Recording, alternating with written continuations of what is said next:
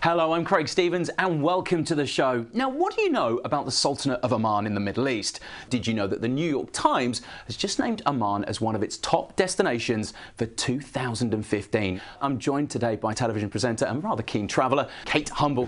What is it about Oman and why has it been named one of these destinations that we should go visit? I know, because how many people do you know who've been on holiday there?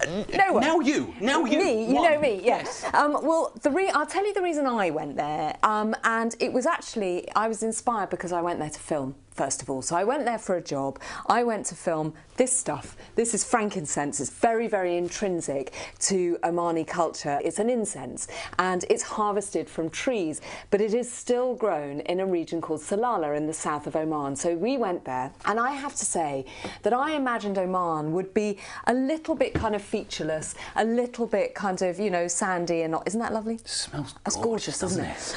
So I wasn't that excited, if I can confess, about going there. I just thought, yeah, it'll be kind of a bit deserty and there might be a few camels and there'll be these trees and that'll be that. It's amazing. It's so beautiful. I was absolutely blown away. You've got these fantastic mountain ranges, an incredible coastline. I know you're a diver, aren't you? I absolutely love diving. So do I. Yeah. 3,000 kilometres of coast, Craig. 3,000 kilometres of coast. So as a sort of country of natural beauty, it is, I think, you know, almost unsurpassable. It really is. It's got so much. But the other thing that I really loved about it was the culture. You know, this is a very old country. There's a lovely ritual that feels as ancient as the country itself, kind of Omani way of welcoming a guest to their house. And you this beautiful coffee. The beautiful coffee. They'll waft incense smoke over you, which is just this lovely, you have this lovely fragrant smoke. Sprinkle rose water onto your hands. And I think there's something very lovely about going to a country like that where you are made to feel very welcome everywhere. A really fascinating ancient culture that happens to be against this beautiful backdrop of real, natural, you know, stunning landscapes. Okay, let me ask you 2 or 3 top tips of the things you must do in Oman. Okay, I would definitely get on or under the water. I'm an underwater baby. I love diving, but not everyone has got their diving qualifications.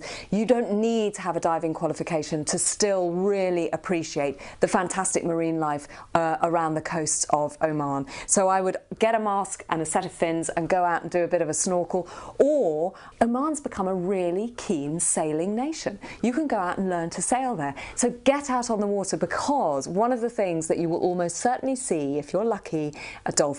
So that's one thing I would definitely do.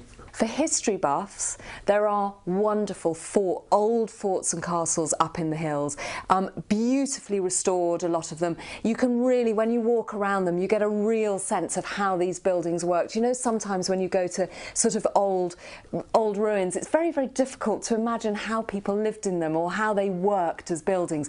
But what they've done in Oman is very sensitive restoration, so that you get a real sense of how they worked. And they're often in very, very beautiful locations, tucked up in the mountains, amazingly well disguised because they're built of the same rock that comes from the mountains. So I would go walking, indulge in a little bit of history, and then go for a jolly good swim. I'd love to thank my guest, the lovely Kate Humble. Thank you so much for that. Incredible. You can get loads more information at the omantourism.gov.om. That's omantourism.gov.om. Thank you so much for watching, and we'll see you again soon.